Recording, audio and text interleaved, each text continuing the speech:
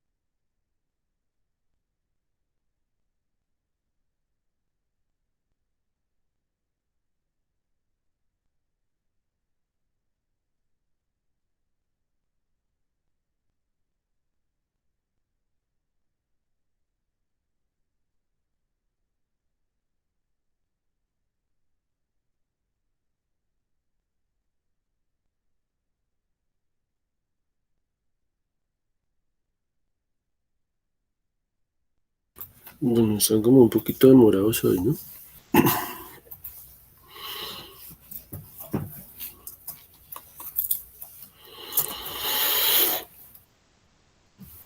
Vamos avisándole a los muchachos para que se conecten.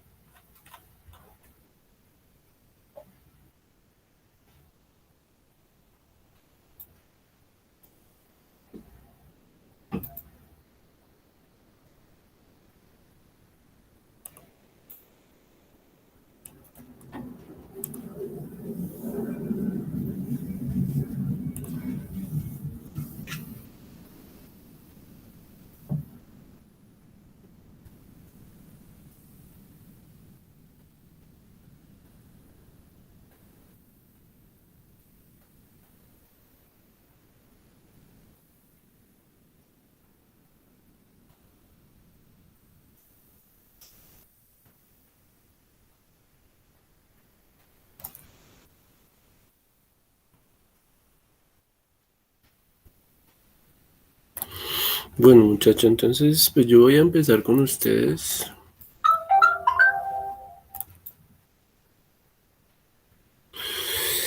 Por ahí en la semana 11 pues nos hablaba el tema de evaluación de arquitecturas de software.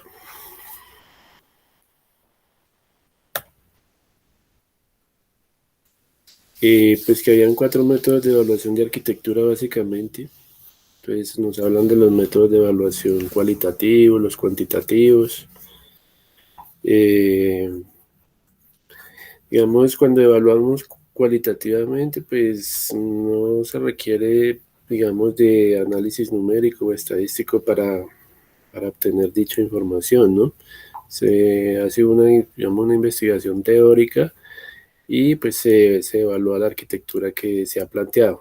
En cambio, la cuantitativa, pues sí es cuando llevamos esa parte de lo que tiene que ver con los cálculos numéricos y toda esa cuestión. Yo espero que ya pues se hayan descargado toda la información que está allí.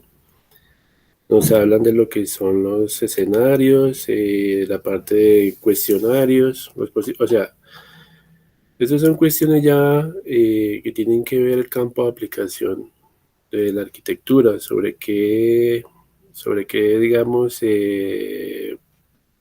características técnicas se va a montar un sistema. Lo que son las listas de verificación o los checklists se llevan también en la parte cualitativa. Los modelos matemáticos van relacionados más con la parte cuantitativa, el tema de las simulaciones de software también. Hay software, digamos, herramientas case de ingeniería de software asistida por computador que utilizamos mucho para esa parte. Eh, software de apoyo, ¿no? Y la parte de métricas. Entonces las métricas pues son unas estadísticas que se llevan para poder medir ese tipo de estructura que tenga el sistema.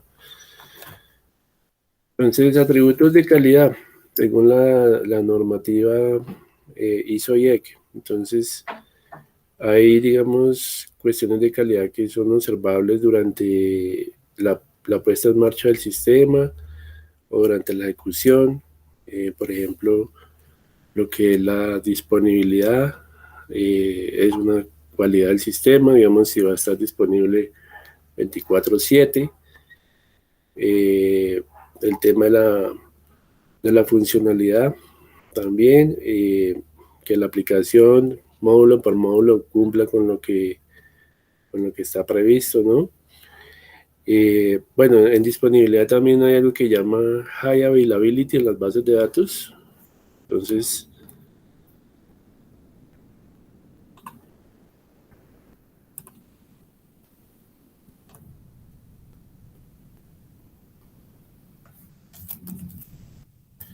Availability es una propiedad que tienen hoy en día los motores de bases de datos, que quiere decir que el sistema tiene una alta disponibilidad, ¿no? Entonces hoy en día Oracle o SQL Server tendrá que tenerlo. Postgres están implementando este tema, ¿no? La alta disponibilidad. La funcionalidad, pues hablamos de lo que es el modelo funcional y no funcional de la aplicación.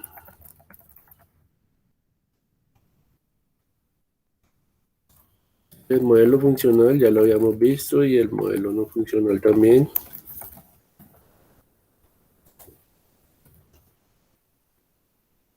Desde aquí hablábamos de requerimientos funcionales, ¿cierto? Que son los módulos básicos con los que debe contar la aplicación, ¿cierto? El sistema primero se construye a partir de lo que es básico, ¿no? Y el modelo no funcional, entonces hablamos de atributos de calidad, hablamos de la ISO IEC 9126, ¿cierto? Y en un modelo funcional hablamos de la IEEE 830.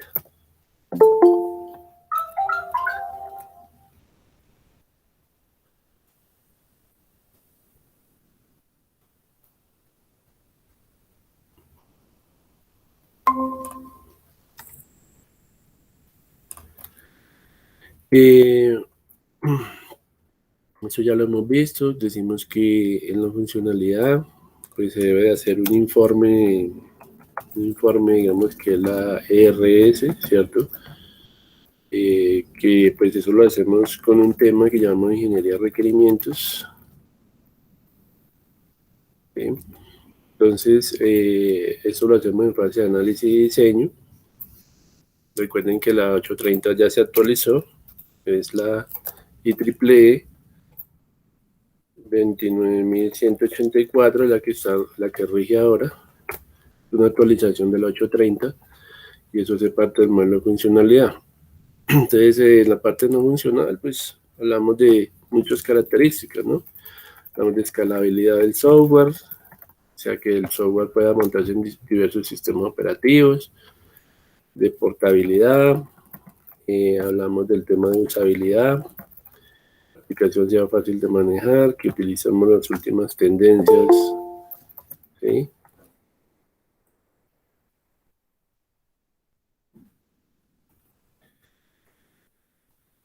Hablamos de usabilidad, usabilidad, y hablamos de el tema de lo que es, digamos, el rendimiento de un software, ¿cierto? ¿Cómo lo medimos? En tiempos de respuesta, se tienen que hacer unas pruebas cronometradas para poder saber cuánto tarda la aplicación en hacer una query a la base de datos en milisegundos. Entonces, que una consulta no debe superar los 4,5 segundos, ¿cierto?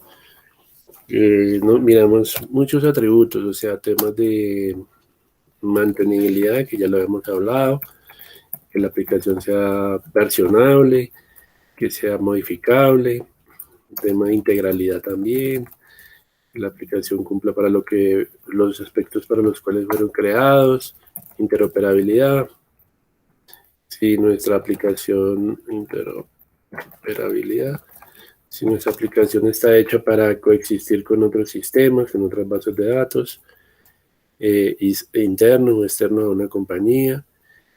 Y ante todo, pues debe de haber un cumplimiento, ¿no? Se elabora un informe de cumplimiento de esos atributos. ¿Listo? Entonces, ahí podemos hablar muchas cuestiones en cuanto a eso, ¿no? Entonces, el tema de la funcionalidad, pues es algo que ya ustedes entienden, la no funcionalidad. Bueno, y la confidencialidad. Bueno, la información se tiene que ver ya con la información, ¿sí? Y es una característica también de lo que es la calidad del sistema. Confidencialidad, entonces, es una propiedad de la información. O sea, si la información que estamos manejando es altamente sensible para el negocio, digamos, aquí manejamos escalas de privilegios, por ejemplo, a nivel de los usuarios y los grupos que tengamos en la base de datos.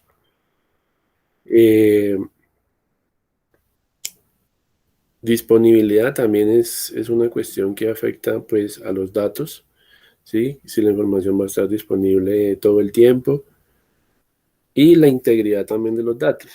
Típicamente, cuando hablamos de datos hay tres propiedades, ¿sí? De calidad, entonces debemos de medir nuevamente lo que es disponibilidad de esa información, qué tan confidencial es la información y la integridad que deben de tener esos datos, o sea, que estén completos, que sean, digamos, información información, digamos, persistente, digamos, e información correcta, coherente, ¿no? Entonces, pues eso es algo que se mira allí. La parte de desempeño, el rendimiento de la aplicación, ya cuando está en producción el sistema. Vemos también los otros atributos que ya hemos venido mencionando, ya ustedes los conocen. Y algo muy importante que ustedes ya deben de tener claro, pues es los métodos de evaluación que existen para la arquitectura, ¿no? Es el método ALMA, ¿cierto? Entonces el método ALMA pues tiene ciertos principios, ¿no? Primero que todo hay que definir unas metas objetivos y inicialmente pues se lleva como un ciclo, ¿no? Entonces se debe describir la arquitectura del software, se deben obtener escenarios de cambio, o sea, si hay posibles cambios en la arquitectura deben de ser considerados. Se deben evaluar uno a uno los escenarios, ¿cierto?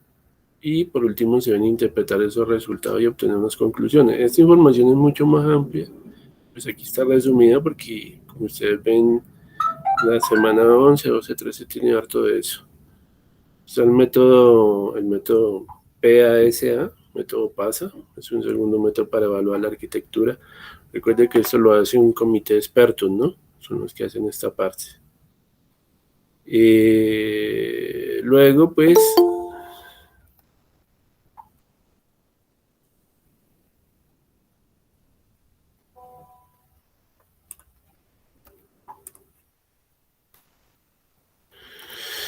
en este método, pues, vemos que hay un diagrama de actividades, ¿no? Un diagrama de flujo, al igual que en este, para poder explicar, digamos, todo lo que es el paso a paso, de lo que eso implica. Entonces, solo lo que hacemos nosotros en ingeniería es muy metódico, y muy sistémico y muy documentado. Entonces, por ejemplo, acá tenemos que presentar primero el método de evaluación, ¿cierto? El método seleccionado. Debemos de presentar esa arquitectura, hacer una identificación de todo lo que son los puntos críticos del proyecto. Debemos de seleccionar diferentes tipos de escenarios bajo los cuales el sistema puede llegar digamos, a presentar fallas o deficiencias. ¿Sí? Deben de ser considerados uno a uno los escenarios, o sea que el investigador o el arquitecto debe de poder, digamos, ver en el futuro cómo se va a comportar ese sistema, si va a ser estable, si va a ser inestable. Bueno, debemos de identificar unos objetivos, ¿cierto? Objetivos del desempeño.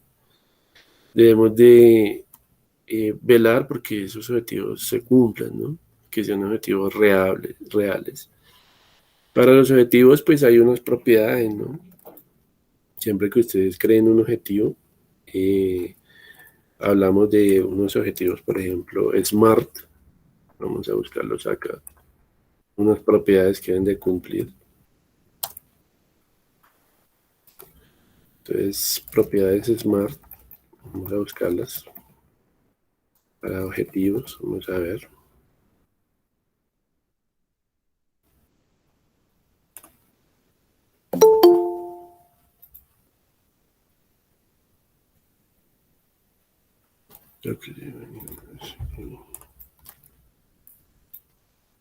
Elena, listo.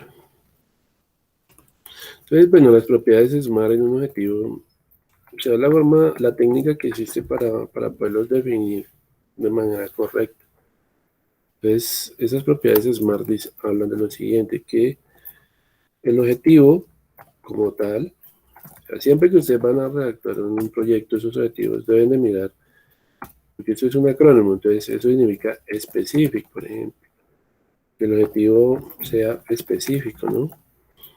El objetivo sea medible, ¿sí? O que sea alcanzable, ¿cierto? Measure significa que todo objetivo que usted trace debe poderse medir. Acá hay una propiedad que es alcanzable, medible y alcanzable. Bueno, creo que esta propiedad dice que creo que es achievable, bueno, algo así. Entonces, que es alcanzable el objetivo. No hemos de trazar metas que no se van a cumplir. Debe ser realista el objetivo, ¿sí? Que en un término o en un lapso de tiempo se pueda cumplir. Y timely es que se pueda, digamos, establecer en un tiempo cronológico cuánto puede tardar el cumplimiento de ese objetivo, ¿ya? Entonces, eso tiene que ver con la temporalidad o lo que es la duración que puede llevar en un objetivo. ¿Ya? Entonces, esas son las famosas propiedades de SMART y siempre que ustedes van a redactar unos objetivos, tienen que mirar eso, ¿ya? Que cumplan esas 5 propiedades. Bueno, Jamie se había salido.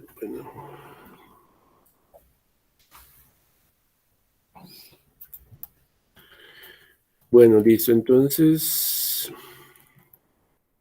eso en cuanto a la parte de objetivos. Se debe clarificar la arquitectura y discutirla, ¿no? Entonces decimos que al igual que cuando uno, por ejemplo, en UML define unas clases, uno hace un diagrama de clases, ¿cierto? Y primero uno aplica, por ejemplo, las técnicas de sustantivos, todo lo que sea sustantivo en una redacción textual, usted hace un levantamiento de requerimientos, ¿cierto? Usted obtiene las especificaciones del cliente y obtiene un documento textual. Y allí entonces usted empieza a determinar en esa redacción que usted hizo de las necesidades del cliente, usted empieza a identificar sustantivos, por ejemplo, y esos sustantivos en un diagrama de clases vienen siendo pues lo que llamamos clases candidatas para la construcción del nuevo sistema. En el modelamiento aplicamos esa técnica. Entonces lo mismo pasa en la arquitectura. Nosotros debemos de tener varias arquitecturas y mirar cuál de ellas es la mejor. O sea, y entonces llamaríamos a eso una arquitectura candidata. Entonces, de un cúmulo de arquitecturas debemos de seleccionar la que más convenga para el nuevo sistema. Una vez se ha definido cuál es la arquitectura, digámoslo así, reinante o dominante, entonces lo que hacemos es analizar dicha arquitectura, identificar, digamos, todo lo que son las alternativas posibles que tenemos para poder llevarla a cabo y presentar un informe de resultados, ¿ya? Esa es la metodología que utiliza el método PASA en comparación con el método ALMA, que son métodos de evaluación de dichas arquitecturas. Bueno,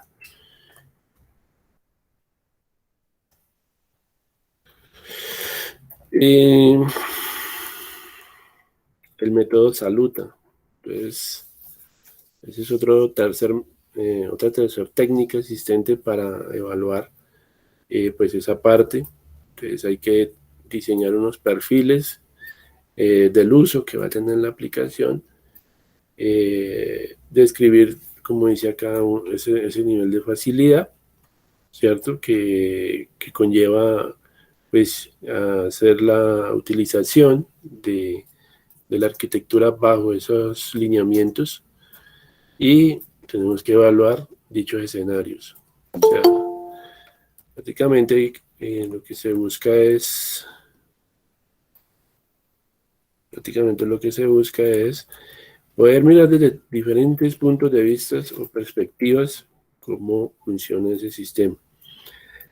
Por último, se tienen que hacer, digamos, unos informes y se tienen que analizar pues los resultados por parte de la comisión de expertos que finalmente van a dar el visto bueno, el aprobado a los arquitectos de si esas decisiones son viables o no.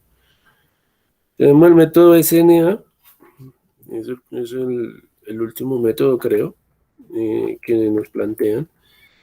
También pues tiene su algoritmo, también tiene su diagrama de actividades, su parte procedimental, ¿sí? Y nos dice, bueno, que debemos identificar unos escenarios con unos servicios que van a ser esenciales, ¿sí? En el paso 1 nos dicen que el sistema pues tendrá una misión, ¿no? Luego nos va a decir que debemos de analizar también el tema de los escenarios de intrusión, ¿no? Entonces aquí entra el tema de la seguridad informática, ¿no? Entonces si vamos a montar, por ejemplo, una plataforma, un sistema IDS, por ejemplo, para un sistema de detección de intrusos, de atacantes, mira todo lo que es el tema de fraude informático, cómo el sistema va a estar preparado para, digamos, posibles ataques por parte de cyberataques por parte de usuarios malintencionados, toda esa parte. Si se van a instalar, por ejemplo, firewalls o, digamos, los cortafuegos, todo este tipo de cuestiones, eh, todo lo que son mecanismos de la seguridad, servidores proxy, etcétera, cómo se va a configurar toda esta parte en el sistema. Entonces, pues vemos cómo cada uno de estos modelos de evaluativos nos van a permitir tener éxito. Si esto no se hiciera, si esto no lo hiciéramos, pues imaginen ustedes que pues el nivel de incertidumbre a la hora de implementar una arquitectura pues sería mayor, ¿ya? Por tal razón debemos de mirar pues esta parte que pues en realidad resulta valiosa, ¿ya? Por eso es que digamos hace muchas décadas los sistemas de software eran de muy baja calidad y eso implicaba de que pues las aplicaciones tuvieran pésimo desempeño y que la gente llegara a pensar de que el software que se construía en ese entonces era de muy mala calidad. A raíz de eso surgió el concepto de ingeniería del software, ¿no? Como les había comentado, Departamento de Defensa de los Estados Unidos eh, planteaba mm, de que se debía tener una metodología para lo que era la industria del software, ¿ya? No existían, o sea, digamos, las técnicas de análisis, de diseño eran muy, digamos, limitadas y pues se planteó entonces el tema de construir la ingeniería de software.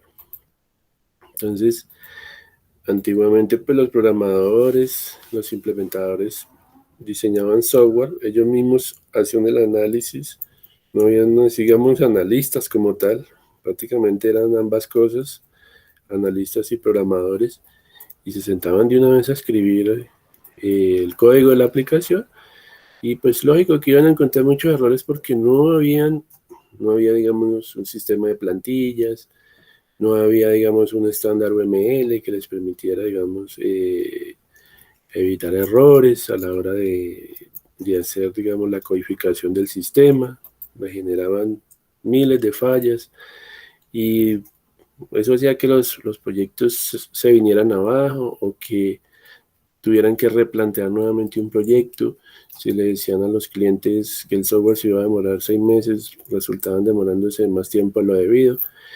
Entonces, surge el concepto de SAI, ¿no? Que es el Instituto de Ingeniería del Software, ¿no? A raíz de todo lo que fue, digamos, las dificultades que tenían, digamos, en los sistemas militares de ese tiempo para construir aplicaciones. Hoy en día no, hoy todo es muy estructurado. Ustedes ven que, por ejemplo, en metodologías ágiles hay miles de métodos, perdón, ya podemos decir que hay decenas de métodos ágiles. Mm, para cada tipo de proyecto, el gerente de software o el PM, el administrador de proyectos, él puede decir, bueno, vamos a trabajar sobre una programación extrema, un método XP, este proyecto, debido a las limitantes económicas o técnicas que tiene este cliente informático, o vamos a implementar un método Scrum, ¿sí? O vamos a trabajar con un método Crystal, o vamos a trabajar con una metodología RUP. En fin, hoy existen prácticamente las grandes casas de desarrollo hoy en día, crean sus propios estándares, sus propias normativas, sus propios métodos ágiles. Entonces, eso ha ido dando como más evolución y expansión a las cosas. ¿Listo? Entonces, debemos, pues, de realizar todo de una manera muy sistémica, ¿no? Así nos lo pide la ingeniería del software. Y ustedes ven que en cada fase se aplican una serie en cada fase del ciclo de vida del software, estamos aplicando estándares internacionales de calidad, ¿sí? Entonces, ustedes van a llegar a empresas un día en donde, digamos, van a ver que están certificados en una normativa ISO, en ISO 27000, tienen certificación en seguridad informática, en gestión de procesos, en infraestructura, ISO 20000, en aseguramiento de la calidad, en ISO 25000, en lo que es el tema de QA, todo eso las empresas lo manejan hoy en día y tienen entes certificadores que pues, les hacen los procesos de auditoría. Entonces, todo en ingeniería de sistemas, cuando pues, ya es a nivel de industria de software, entonces ya se maneja toda esa parte. Todo es muy controlado y, y muy sistemático. Entonces, eso es lo que permite que podamos tener aplicaciones de alto nivel. Bueno, pues aquí hay una tabla comparativa, ¿no? De los 4 métodos de evaluación. Está el método ALMA, PASA, Saluta y SNA, ¿no? Entonces, pues aquí tenemos unos ítems, digamos lo que es a nivel de metas, a nivel de atributos de calidad, técnicas de evaluación, cuáles son los insumos o entradas que puede tener el sistema, las salidas, las personas involucradas o los stakeholders, que ya pues hemos venido hablando de ellos. Entonces, tener en cuenta que en un sistema tenemos lo que es el usuario y el usuario final, ¿no? De los usuarios se diferencian de los usuarios finales porque el usuario es aquel que tiene interacción directa con las interfaces del programa, ¿no? Hablamos también del tema de duración, ¿sí? El tema de duración, cuánto tardaría, por ejemplo, el proceso de evaluación de dicha arquitectura y los diferentes métodos de validación empleados por cada uno de los métodos que tenemos acá. Pues no voy a profundizar tanto en esto, ¿no? Porque ustedes tienen también allí la información. Digamos, el método ALMA pues nos habla de que debemos de hacer un análisis de costos, ¿no? Debemos de hacer un análisis de riesgos, que se deben de comparar las arquitecturas candidatas que se tienen. El método PASA, en cambio, pues nos habla de una arquitectura basada en objetivos, pero entonces objetivos de desempeño, ya de lo que es la ejecución y el rendimiento de ese nuevo sistema. El método Saluta, en cuanto a metas, ¿cómo las proyecta? Dice que debe haber una facilidad de uso en el sistema, ¿ya? Entonces el método Saluta enfatiza mucho en, en qué tan fácil es la utilización de esa nueva plataforma, por ejemplo, ¿ya? Entonces ya lo miras en términos, los objetivos los mide en función al atributo de usabilidad, ¿no? Y el método SNA, pues nos permite identificar, digamos, qué capacidad de supervivencia tendrá el sistema frente a ataques o fallas o accidentes. Después son muchos los ataques que puede sufrir un sistema, ¿no? Entonces existen muchas técnicas hoy en día para, digamos, encontrar vulnerabilidades en un sistema de información. Un ataque, por ejemplo, es de diccionario, cuando se trata de, por ejemplo, hackear las claves de los usuarios, ataques de negación del servicio, que llamamos ataques de OS, ¿no? O ataques de denegación de servicio distribuidos, el tema de DDoS, el phishing, ¿no? Cuando tratan de interceptar las claves de un usuario, que el tema del ransomware, ¿no? Esos son ataques, cyberataques, ¿no? Ransomware es cuando es muy peligroso, ¿no? Cuando secuestran, por ejemplo, la base de datos de una compañía o de un usuario y pues le toca pagar por el rescate de la información, porque es un secuestro. Le pueden secuestrar inclusive hasta un servidor, ¿sí? Hasta un servidor físico.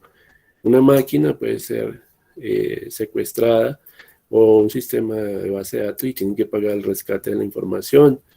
Hay muchas técnicas de ataques, ¿no? Los botnets, cuando digamos un equipo es infectado por un atacante, digamos instalando allí aplicaciones malintencionadas. Entonces esos botnets son equipos que están, digamos, contaminados y con la misión de dañar algo. Entonces son muchos los tipos de ataques que puede sufrir el sistema. El sistema SNA hace énfasis pues, en esa parte.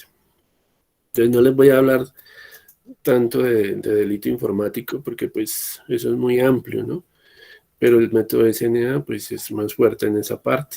¿Qué atributos de calidad pues se tienen en cuenta aquí por cada uno de estos métodos? Entonces que el software sea fácil de modificar. Y acuérdese que en la ISO IEC 9196 nosotros hablábamos de un atributo que era la mantenibilidad, ¿no? Entonces aquí hace énfasis en esa parte. Aquí el método PASA, para ellos es más importante mirar el sistema desde el punto de vista de desempeño. Entonces, desde el punto de vista del rendimiento, los tiempos de respuesta, digamos, del tema de la high availability, ¿no? La alta disponibilidad que tenga ese nuevo sistema. El método Saluta, en cambio, profundiza en lo que es, digamos, la facilidad de uso. Entonces, estamos hablando del tema de usabilidad. Si el sistema, digamos, posee, digamos la navegabilidad a través de las interfaces, si es fácil de navegar por la aplicación, si un usuario con poca experiencia puede, digamos, utilizar el software, si ese software está construido con base a las últimas tendencias de programación, etcétera. Pero el método SNA se diferencia en que la calidad la mide en cuanto a qué tan resistente es el sistema a los ataques. O sea que hablamos ya de un atributo aquí que se llama la supervivencia, ¿no? Entonces, en realidad, para evaluar el sistema, no es que se deba escoger una de las 4 metodologías, ¿sí? El comité no va a aplicar, el comité de evaluadores, ellos no van a mirar el sistema desde un solo método. Si ustedes están dándose cuenta, el comité tiene que aplicar los 4 métodos en una evaluación de una arquitectura, ¿ya? Se tiene que analizar el sistema de diferentes aspectos, desde el tema de la mantenibilidad, desde el punto de vista de lo que es el rendimiento, desde el punto de vista de la usabilidad y desde el punto de vista de la resistencia que tenga el sistema. Entonces no es que cuando se vaya a evaluar la arquitectura vayan a escoger uno de los cuatro. O sea, se tienen que, generalmente tienen que aplicar todos, ¿ya? Bueno, entonces las técnicas de evaluación que se utilizan para cada uno de los métodos. Entonces, el método ALMA, entonces se miran cuáles son los escenarios de cambio, ¿sí? Los posibles escenarios que puedan surgir, ¿sí? Las diferentes alternativas, se pueden haber múltiples escenarios y se debe de mirar desde cada óptica. Ahora, tenemos que el método PASA le exige al profesional de arquitectura que plantee múltiples escenarios, ¿no?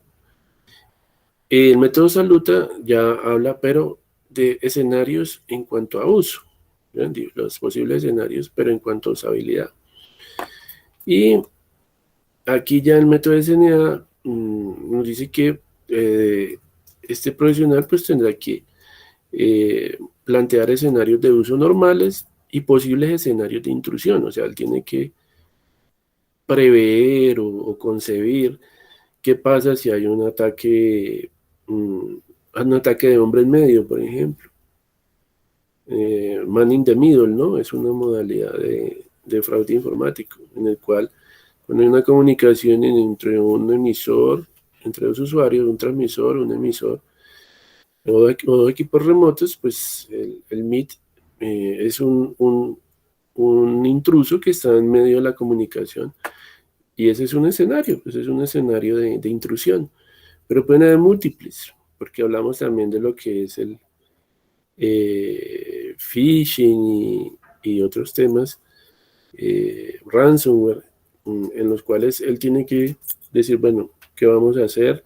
¿Qué estrategias de seguridad vamos a aplicar en caso de que se presente cada una de de ese tipo de modalidades de ataque? ¿Sí? A nivel de entradas, pues vemos que los insumos para el método ALMA, por ejemplo, es que se debe especificar una arquitectura con base a requerimientos no funcionales, ¿no? Entonces, las no funcionalidades ya la explicamos. Ya vimos cuáles eran los atributos que se tenían en cuenta. Bueno, el método PASA nos dice que debemos hacer un detallamiento o una especificación de esas arquitecturas. El método Saluta nos habla de que la arquitectura debemos de deducirla con base al modelo no funcional y qué tan usable es ese sistema. Igual el método SNA nos dice que debemos de presentar pues, un informe inicial de cómo es esa arquitectura. A nivel de salidas producidas en cada uno de estos métodos, la salida según el método ALMA depende de la meta de evaluación. Asimismo, se obtendrán unos resultados. En el segundo método, el método PASA, las salidas serían, por ejemplo, los hallazgos encontrados y los pasos específicos a tener en cuenta para mejorar el sistema junto con unas sugerencias o recomendaciones, ¿no? Y a nivel del método Saluta, pues nos habla de un grado de facilidad en el uso soportado por dicho sistema. A nivel de salidas, en el método SNA, pues nos habla de que deben de haber unas modificaciones, unas recomendaciones a dicho nuevo sistema y un mapeo de supervivencia. Bueno, como ven, esto es muy amplio. La ingeniería de sistemas tiene muchos campos hoy en día y no más para el tema de evaluación de un sistema, mire todo lo que se requiere, ¿no? Personas involucradas, entonces en el método ALMA, pues está el arquitecto y el equipo de desarrollo, ¿no? En el método PASA está el arquitecto, el equipo de desarrollo y lo que son los gestores de proyecto o administradores de proyecto o directores de proyecto, como ustedes lo quieran llamar. Método Saluta, ¿quiénes participan?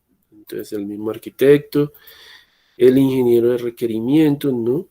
Los ingenieros que están a cargo de implementar todo lo que son los aspectos de usabilidad. Y en el método SNA pues está el arquitecto, el diseñador principal o el analista de sistemas. Están los dueños del sistema y los mismos usuarios, que vienen siendo los stakeholders, ¿no? O las personas involucradas en el proyecto. A nivel de la duración, entonces, pues en el único que podemos saber una duración específica es en el método PASA. Dice que cuando se hace este proceso evaluativo, se hace en una semana, ¿no? En 7 días. Nosotros, pues, eso depende de muchos factores. La validación del método. Entonces, tenemos un sistema de control embebido, ¿cierto? Sistemas médicos, telecomunicaciones y sistemas administrativos. Generalmente se valida pues este tipo de aplicaciones o de estilos arquitectónicos, ¿no? Aquí tenemos un método PASA que se validan, por ejemplo, sistemas basados en la web, lo que es software financiero y hay sistemas de tiempo real, en la cual, digamos, los requerimientos en cuanto a tiempos de respuesta son esenciales. Aquí tenemos el método Saluta. Nos dicen que algunos casos son planteados más que todo para lo que es el tema web. Y finalmente el método SNA para sistemas comerciales y de gobierno. Bueno, básicamente, pues así a grandes rasgos es de lo que trata cada uno de esos métodos de evaluación que hemos estado hablando en este tercer corte. Este material está allí en la plataforma, es que ustedes le echen una miradita. Por ahí estuve mirando, hay una actividad en la semana 11, creo que yo pues ya la activé, esta actividad. No la había dejado antes, puesto que pues habíamos creo que estado realizando otra actividad. Ah, bueno, pero esta ya la están subiendo. Esta es la de hacer el mapita conceptual de arquitectura. Sí, no era en la otra semana. Semana 12, permítame. Está salteada. Aquí nos dice semana 13, tarea semana 13. Esta sí, bueno, esta sí es. Dice, teniendo en cuenta la generalidad de sus proyectos y las características abordadas en las técnicas de evaluación de arquitecturas de software, seleccionen una técnica y método para diseñar un instrumento que conlleve evaluar aspectos de calidad de software.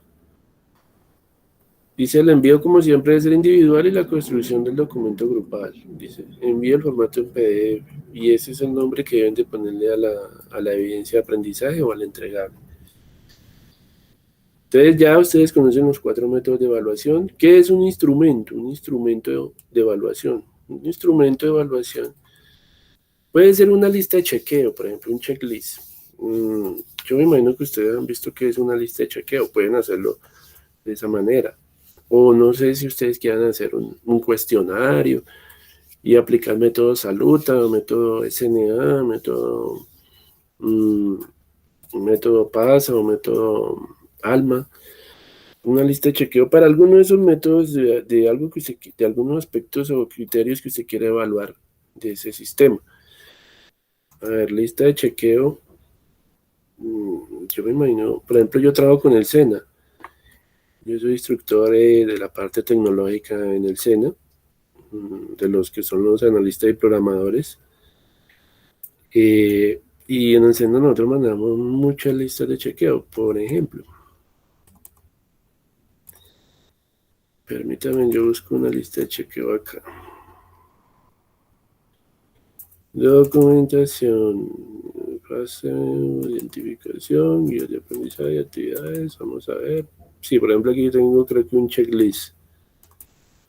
Entonces, en esa actividad ustedes pueden hacer una lista de comprobación de como la que ven aquí. Entonces, la lista de chequeo es un instrumento de evaluación. Por lo general, las listas de chequeo, nosotros en el SENA las aplicamos a cada una de las actividades que tiene que entregar el aprendiz. ¿Sí? La lista de chequeo habla de unas variables o unos criterios de evaluación para dicha actividad o para dicho proceso. En este caso, ustedes elaborarían una lista de chequeo para evaluar todos los aspectos de la arquitectura. ¿Sí? Digamos, si va a evaluar usabilidad, si va a utilizar el método que estábamos hablando aquí era el método Saluta, el método Saluta enfatiza en el tema de usabilidad. Entonces usted va a hacer una lista de chequeo en la cual pueda evaluar muchos aspectos de una plataforma web en cuanto a usabilidad. Entonces aquí coloca usted todo lo que son las variables a analizar. Aquí va a decir si el arquitecto de software, por ejemplo, cumplió o no cumplió con ese requerimiento.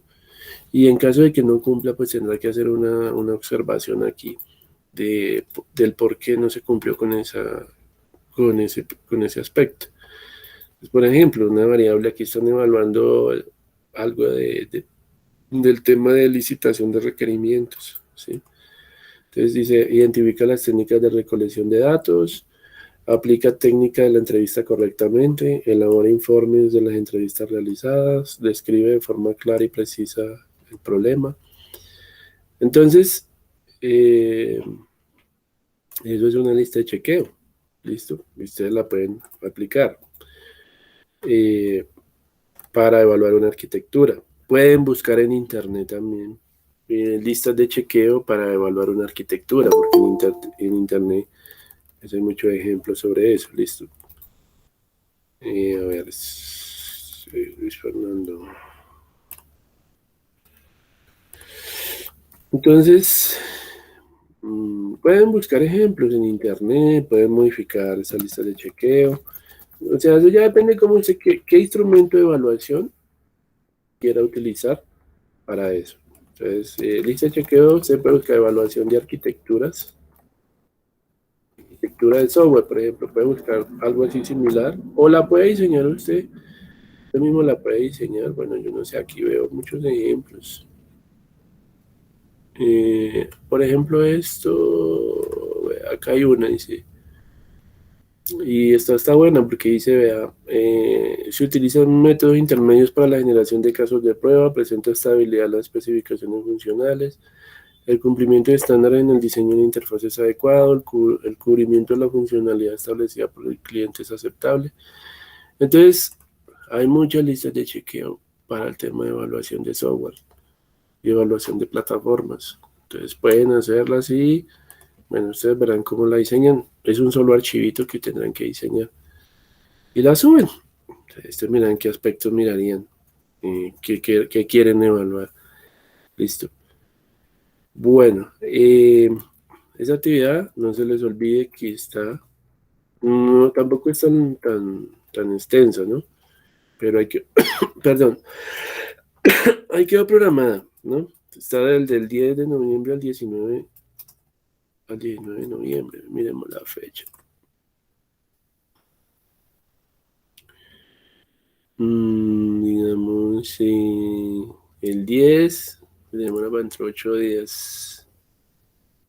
No, se la voy a dejar. A ver, hoy estamos a miércoles.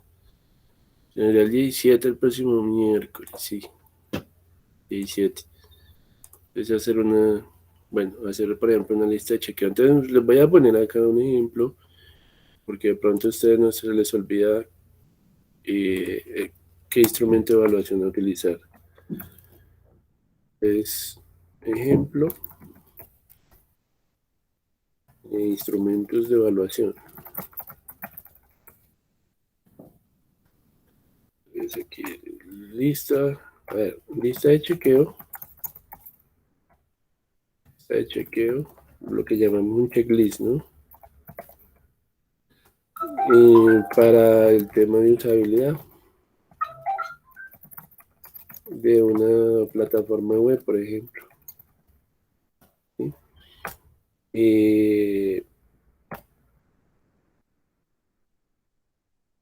Podemos hacer un cuestionario también como instrumento de evaluación. ¿Sí? Cuestionario con preguntas abiertas y cerradas puede ser otro instrumento.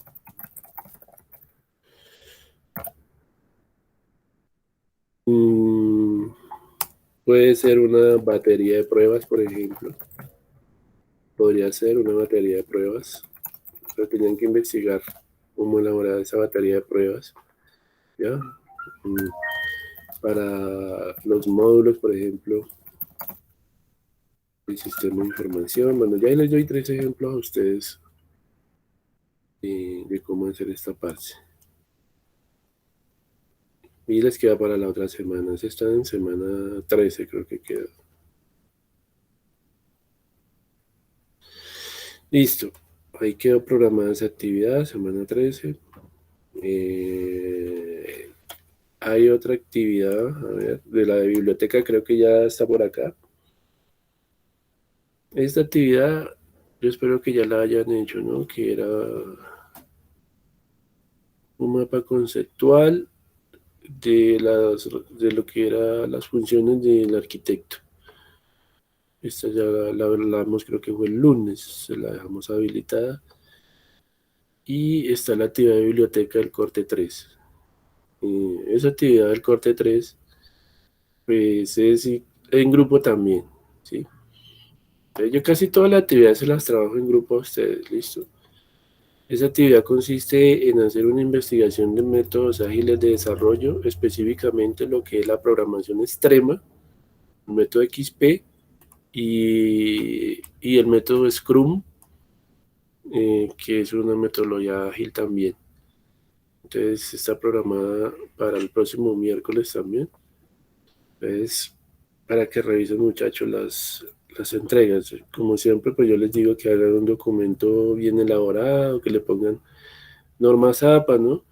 Que le pongan introducción, que le pongan un índice. Pues tampoco les voy a pedir que pongan todo lo que dice la norma APA, pero sí que pongan una bibliografía, que pongan que, digamos, al menos tenga una corta introducción, lo básico, ¿sí? Que pongan conclusiones, siempre les pido que pongan las conclusiones, ¿listo? Entre más notas tengan, mejor, ¿sí?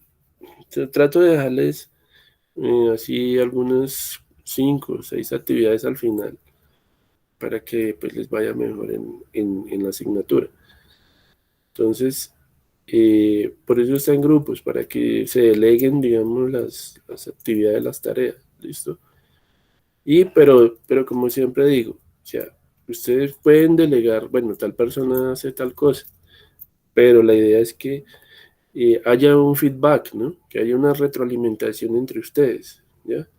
Que, bueno, tal persona se le dijo que investigara la programación extrema y yo hago el método Scrum, pero que ustedes, digamos, se reúnen, pues ustedes pueden crear un enlace en Meet, por ejemplo, y se reúnen para trabajar, pero, bueno, ¿usted qué hizo? Explíqueme qué hizo. Ah, bueno, que yo hice esto. Bueno, ¿quién va a compactar el documento? ¿Quién va a consolidar el documento? Porque la idea no es que el uno investigue y los otros queden sanos, ¿no? La idea es que todos expliquen qué hicieron de su trabajo, que digan, bueno, estas son mis conclusiones de lo que yo hice y que integren esos conocimientos. Eso es lo que se busca, ¿ya? Que no sea un trabajo, digamos, aislado, independiente, sino que, bueno, si yo hago esta parte, entonces le voy a explicar a mi compañero y él me va a explicar a mí. Entonces, es un trabajo colaborativo, ¿no? Yo quiero ver eso porque yo les puedo decir, bueno, susténteme lo que hizo. Ay, que yo solo sé esta parte y la otra. Ay, no, yo no, esa parte no la hice. Pero entonces su compañero tiene que haberle hecho la realimentación, ¿no? Bueno, listo. Esas actividades, pues para que las tengan en cuenta. Y el trabajo final, que es el DAS, el documento de arquitectura de software. Pues ahí está especificadito, ¿no? Que eso ya lo hablamos. Que está para el 20 algo, ¿no? De noviembre, 24, algo así. Ahí está esa parte. Entonces yo ya veo ahí como 4 actividades. Vamos a tratar de tener unas 5 notas, 6 notas para este último corte. Bueno, muchachos, entonces, eso por un lado.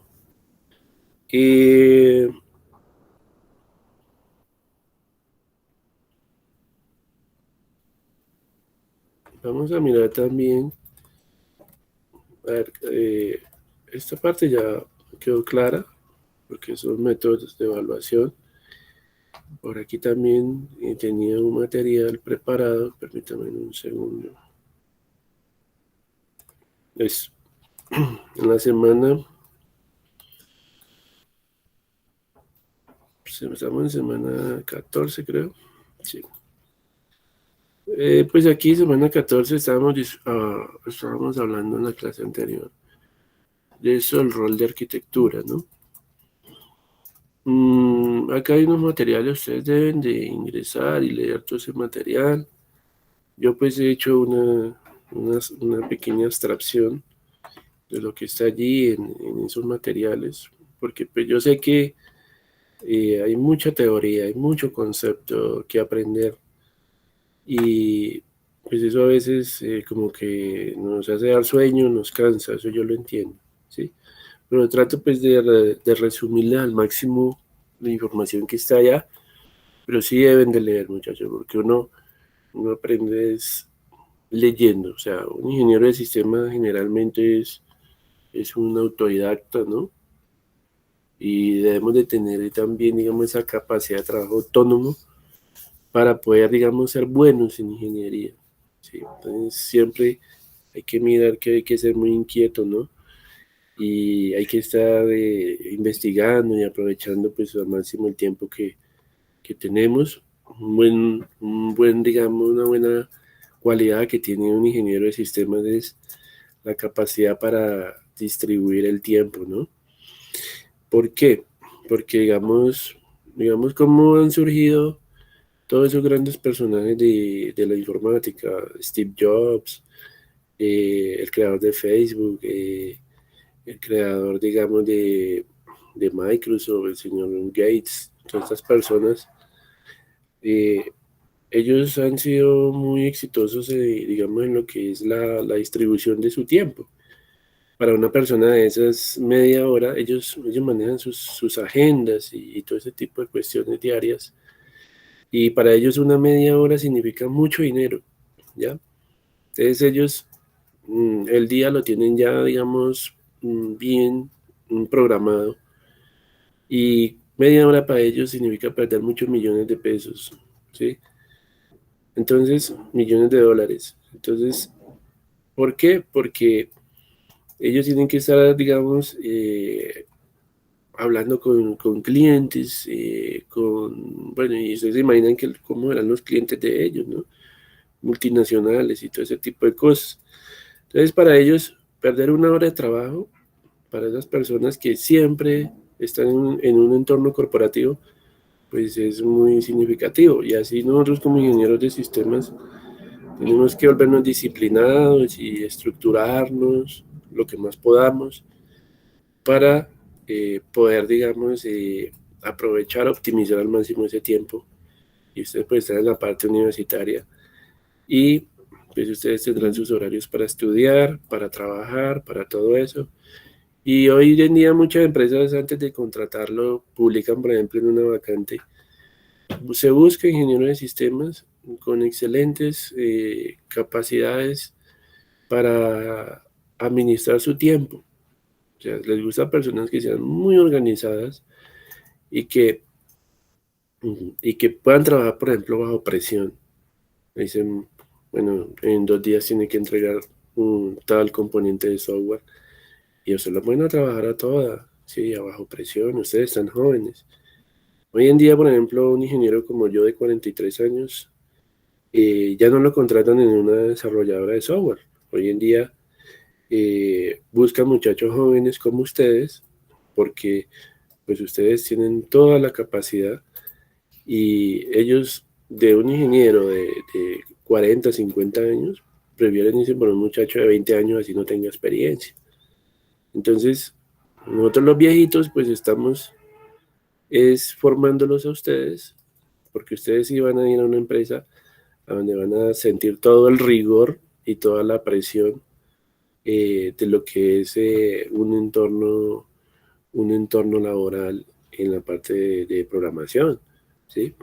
Entonces, hay empresas donde publican una vacante y dicen, se busca ingeniero de sistemas programador, pero no puede pasar de 35 años, ¿ya? Entonces, nosotros pues ya tenemos mucho bagaje y mucha experiencia. Pues nosotros sabemos que sí podemos trabajar en desarrollo, en programadoras a esta edad, pero que, digamos, la prelación es para ustedes. Digamos, ellos van a preferir mucho un chico joven, ¿sí? Una chica joven, porque pues ustedes están empezando a vivir y, y les rinde mucho, son muy ágiles en la programación. Yo los pongo a, bueno, explíqueme tal cosa a sus compañeros y ustedes en, en 5 minutos lo hacen, ¿sí? Ustedes son muy ágiles, ¿ya? Entonces eso es lo que busca el empresario, ¿sí? El empresario de software busca que su planta de personal sea, digamos, un equipo rejuvenecido, pero de todas maneras eso no quiere decir que las empresas de software no contraten, digamos, personal experto, porque lógicamente tiene que haber también personas que dirijan el barco, que tengan la experiencia, ¿ya? Entonces, si hay, digamos, en un equipo de desarrollo o en un equipo de software, 8 personas, digamos, jóvenes, pues habrá uno o dos que son las personas de edad que tienen la experiencia y que los van a guiar a ustedes, ¿ya? Y no se puede descartar que las personas adultas de mayor edad, pues tienen un gran nivel ya de conocimiento de lo que es la ingeniería de software. Entonces, eso es con lo que ustedes se van a encontrar, pues allí, si a ustedes les gusta la parte del desarrollo de software. No les digo que solamente puedan trabajar en eso, porque es que hay gente que se inclina por las redes, otros se inclinan por el tema de la seguridad, otros se inclinan por el tema de la robótica, porque pues hay muchas ramas que podemos, digamos, seguir en esta cuestión de lo que son los sistemas, ¿sí? Entonces depende de lo que le guste más a cada uno. Algunos dirán, no, a mí me gusta ser analista, analista de sistemas, me gusta la parte del UML, el modelamiento. Otro dirá, a mí me gusta ser arquitecto de software, a mí me gusta ser programador, a mí me gusta ser tester. Bueno, depende hacia dónde lo que le llama la atención a usted. Así mismo va a enfocar usted sus esfuerzos, ¿ya? Bueno, entonces, aquí tenemos el rol del arquitecto de software. Aquí está muy resumido pues esta parte. Dice que vamos a terminar hablando un poquito de este tema. Dicen que pues el arquitecto de software también es un experto en software, ¿no? Y en estándares, ¿ya? Estándares o normativas, ¿no? Que pues esto implica, digamos, que sepa escribir código, ¿cierto? Que sepa mucho de herramientas case, en tema de ingeniería del software asistida por computador y de plataformas. Entonces, si lo van a contratar, ellos van a mirar mucho para que el arquitecto de software pues tenga unas habilidades o destrezas que pueda desempeñar ciertas funciones. Van a mirar el perfil con el cual fue formado, el perfil académico, el nivel de conocimientos a nivel técnico y también van a mirar el salario, ¿sí? ¿Qué tanto aspira a ganar, cierto? Que no hemos hablado de ese tema, pero pues ahorita vamos a tocar un poquito de eso, ¿no? Entonces, el arquitecto de software en cuanto a funciones. Entonces, él tendrá que tener la capacidad de diseñar una arquitectura y cada uno de sus componentes. Tendrá que hacer un seguimiento luego de haber hecho esa implementación, porque no es solo llegar y montar un módulo, un componente, y dejarlo allí, no. Hay que hacer una evaluación de ese componente, hay que hacerle un seguimiento a esa implementación, ¿ya? Entonces no hay nada que deje de supervisarse en esa parte, ¿sí? Totalmente todo es auditado, es controlado, tanto así, en las organizaciones hay un área de control interno, unos auditores que también pueden ser externos, ¿sí? Y que van a estar evaluando y haciendo inclusive procesos de interventoría también en los proyectos, y que nosotros pues, estamos regidos bajo estándares o normas y estándares de cumplimiento y todo ese tipo de cuestiones. Ahora, aquí a nivel de la formación, pues, ¿qué nivel debe tener un arquitecto? Pues debe ser un ingeniero en informática o un ingeniero de sistemas o un ingeniero de software, ¿ya? ¿Qué habilidades debe tener? Bueno, que debe saber mucho de lo que es el lenguaje de modelado universal, el lenguaje de modelado unificado del UML, ¿cierto? Debe tener habilidades analíticas, ¿sí? Organizacionales y de liderazgo. Entonces, el liderazgo es una competencia o es una habilidad que debemos de tener, porque es que el arquitecto, pues sobre él recae gran parte de esa responsabilidad. Prácticamente un arquitecto lleva al mundo al hombros, ¿no? Porque pues ellos, de su trabajo depende el trabajo de los analistas, de los programadores, de los mismos gerentes de los proyectos de software. Ellos son los que plantean la estructura general, ¿no? Del sistema. Salario. Entonces nos dicen que en Estados Unidos, en España, dependiendo, ¿no? Porque también hay una taxonomía o una categorización de lo que es el arquitecto de software, ¿no? Entonces, hay digamos, arquitecto junior, arquitecto en el nivel medio y arquitecto senior.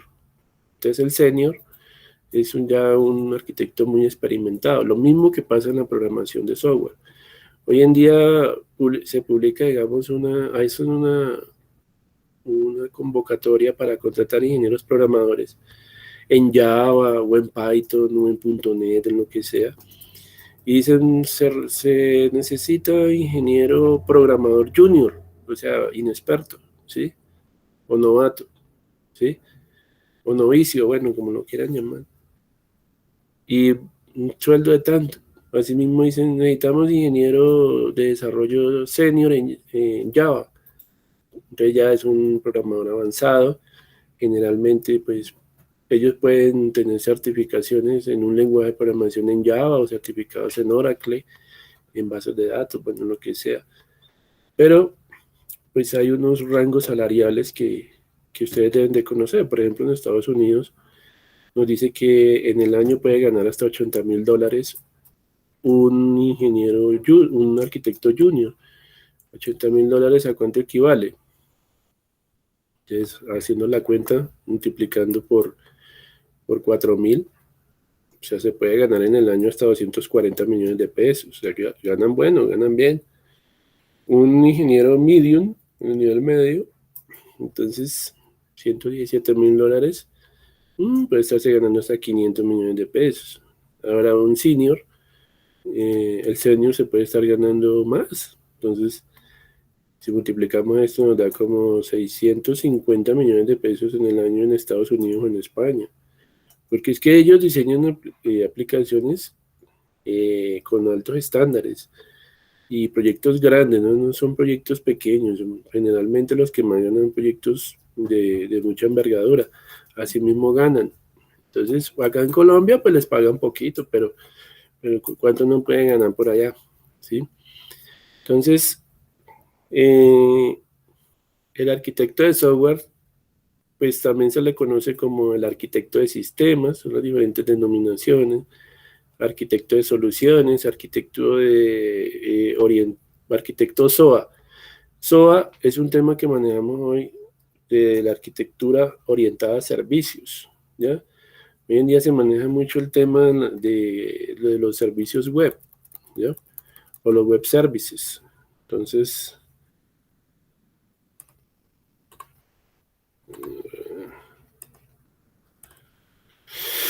el tema de SOA, deben de conocerlo, ¿no? Entonces, les gusta mucho el campo de la programación. Entonces, SOA significa lo siguiente. Services Oriented Architecture. Arquitect. No me acuerdo cómo es que es arquitectura, si es con H. Bueno, yo no me acuerdo muy bien, bueno, pero arquitectura orientada a servicios. Pues debe saber de este tema. Entonces, tenemos el tema aquí de lo que son los web services, ¿sí? O lo que llamamos un servicio web, ¿sí? ¿Qué es un web service o un servicio web? Entonces, cuando las aplicaciones consumen estos recursos, ¿no? Entonces, ¿qué quiere decir un web service? Que es un componente de software que ha diseñado un tercero, ¿ya? Ese componente de software puede ser alquilado desde Internet. Ellos, por lo general, el proveedor del web service le va a dar una referencia web o una URL desde donde puede tomar el servicio web. Puede ser un servicio web que esté calculando una facturación, una factura, o un servicio web que genere un informe meteorológico, por ejemplo, y lo pueda integrar usted a un software que ya tenga. Entonces, usted como propietario de un software o desarrollador de un software, usted puede integrar componentes de software que están en Internet y que su aplicación consuma esos web services, ¿ya? Mensualmente usted tendrá que pagar una cuota o una mensualidad por utilizar ese servicio. Entonces, los web services funcionan bajo dos tipos de plataformas. Protocolo Corba, por ejemplo, se utiliza mucho. Es un programa, dice que es un programa de red basado en Corba. Está el otro que es REST, ¿sí? Entonces, cuando le dicen a usted, bueno, diseñe una API REST, por ejemplo, un servicio web basado en REST, ¿ya? O bajo arquitectura SOA, ¿sí? Entonces son dos grandes temas que se manejan allí. Con SOA o con REST puede implementar el servicio web. Y eso lo maneja mucho Java y lo manejan los lenguajes de programación hoy en día. Entonces, a nivel de programación en Android, por ejemplo, programación de dispositivos móviles, pues se utiliza mucho el tema de API REST, el tema de SOA. Y pues consiste en eso, que desde mi sistema yo me pueda conectar a una base de datos que tiene, por ejemplo, un proveedor en Internet y a un componente de software, y desde allá, de manera remota, mi aplicación está haciendo, digamos, operaciones, está haciendo transacciones con un software que está tercerizado, ¿ya? Entonces, casi que cuando van a hacer las pruebas técnicas, las entrevistas, les van a pedir que si saben el tema de los web services, ¿ya? Entonces vayan investigando sobre esa parte, ¿listo? Entonces debe de saberlo como arquitecto de software. Debe saber de todo lo que son soluciones orientadas al servicio. Bueno, hoy en día también hablan, en esta misma parte se habla de lo que son los microservicios, ¿ya? Los microservicios deben de saberlo también. ¿Qué es un microservicio? Que usted la aplicación la puede tener basada en componentes, y un componente de software puede estar hecho, por ejemplo, en un lenguaje de programación, en Java, y usted puede integrar con otro componente que lo tiene hecho en Python. Esos son los microservicios. Entonces, en la parte web se utiliza mucho ese tema. También debe saberlo porque las arquitecturas de hoy en día tienden a eso, a tener ese tipo de funcionalidad. Bueno, por ahí hay un tema que se llama DevOps microservicios, ¿no? Pues investiguenlo también, en qué consiste, ¿no? Bueno, entonces,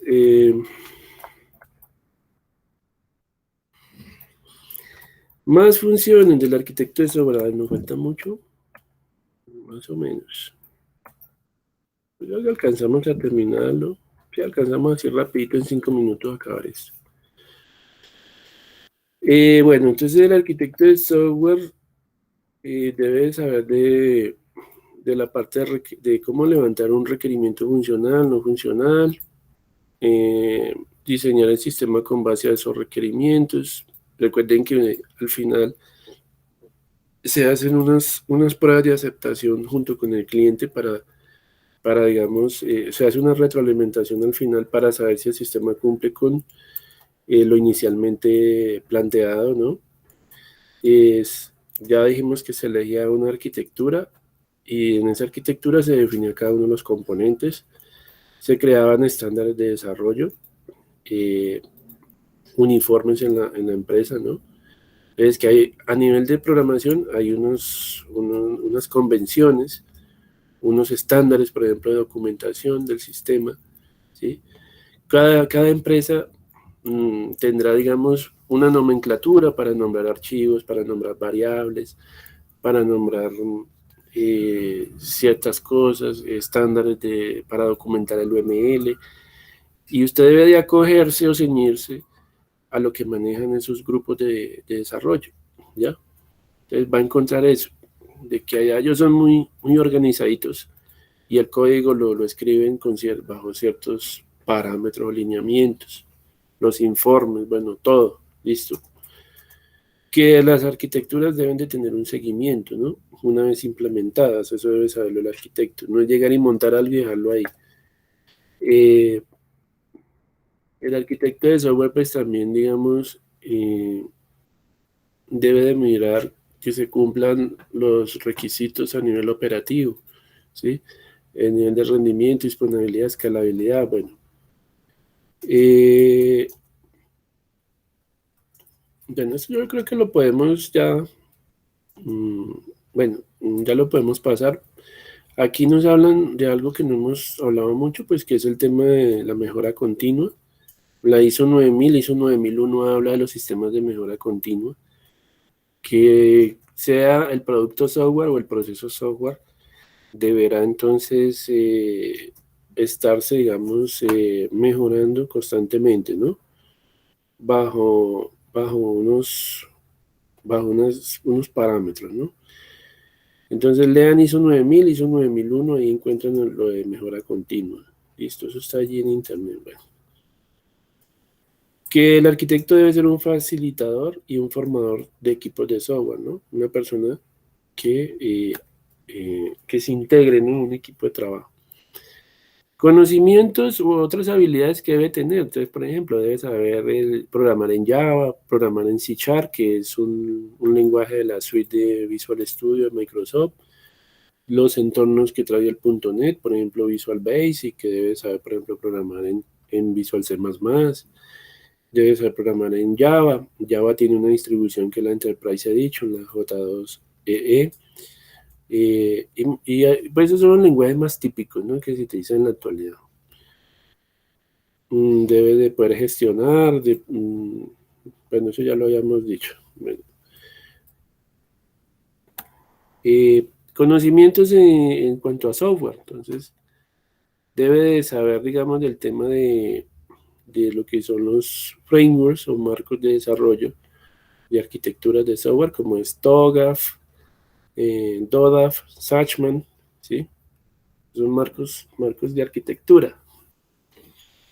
Debe saber en bases de datos, debe saber manejar, por ejemplo, motores relacionales, como es MySQL, como es el PLSQL, este PLSQL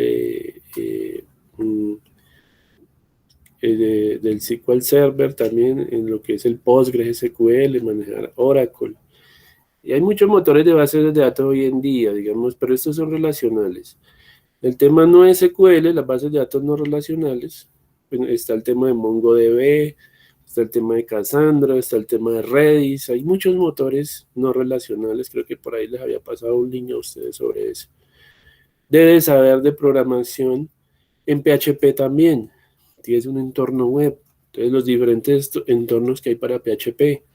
Entonces, LAMP, por ejemplo, es para programación en PHP en Linux, ¿ya?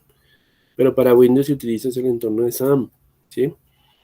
Y hay varios, está OneServer, está el MAM, bueno, hay varios entornos para PHP.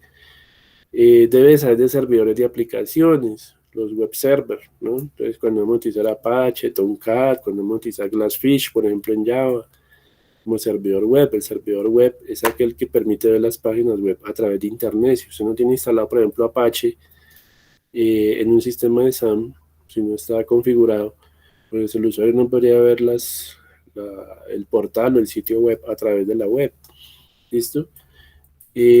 A nivel de servidores web de Microsoft está el IIS, el Internet Information Server, ¿no? Control de versiones del software, bueno, el tema de repositorios en Internet de código, entonces está el GitHub, ¿cierto? Son los que más se utilizan hoy en día. El tema de APIs, lo que comentábamos ahorita para servicios web, entonces un SOAP, XMRPC para eso es para llamada de procedimientos remotos. El tema de JSON RPC. Entonces tienen que saber ustedes qué es un archivo JSON, por ejemplo, en programación, ¿ya?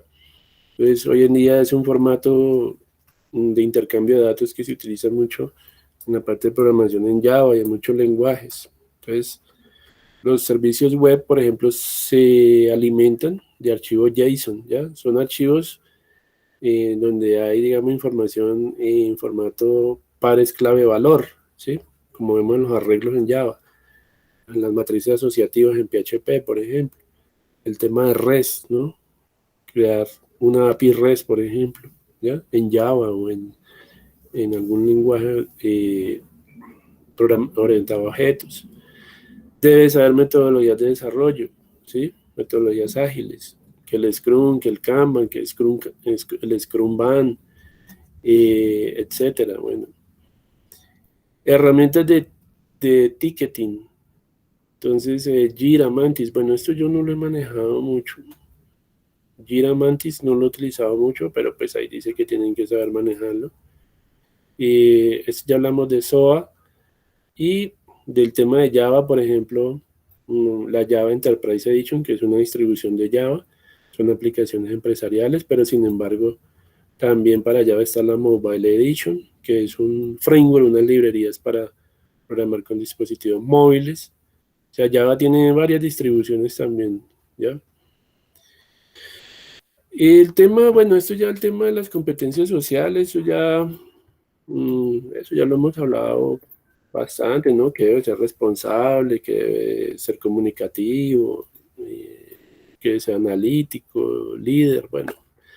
Pero esta parte sí me parece importante, que son las posibles certificaciones que hay para arquitectura. Entonces hay una arquitectura, una certificación de Microsoft que se llama MCM y MCA. ¿Listo? Esas son las dos certificaciones que da Microsoft. Lógicamente, suelen ser costositas, ¿no? Si usted está de pronto en una empresa o en una institución grande, es posible que a usted lo certifiquen gratuito. Por ejemplo, el SENA a nosotros nos certifica en Oracle, nos certifica en redes y son certificaciones de Microsoft, de Cisco y nos da esas certificaciones gratuitas, ¿ya? Si uno está en algunas empresas que brindan que son partners, por ejemplo, de Microsoft o de alguna de esas empresas de software, muy posiblemente le van a regalar a uno la certificación, ¿ya? Pero si no, pues nos toca pagar, ¿ya? A nivel de ingeniería del software, sí hay una certificación por parte del SEI, que se llama Software Architecture Professional Certificate, o sea, SAPC, creo que es la certificación de ellos. Y hay otra certificación que es la ISA QE, que significa Certified Professional for Software Architecture Program, la CPSA. Mejor dicho, es esta misma aquí arriba. Esta me imagino que es del Instituto de Ingeniería del Software. Y hay otra certificación, IASA CITA, certificado en programas de arquitectura de IT. Son 4 certificaciones internacionales, ¿no? En esta parte. Entonces, el que le guste ser arquitecto de software, pues ahí está pues esa parte. Listo, muchachos, yo los voy a dejar por ahí. Espero que pues hayan entendido toda esta parte. No sé si tengan alguna pregunta que hacer.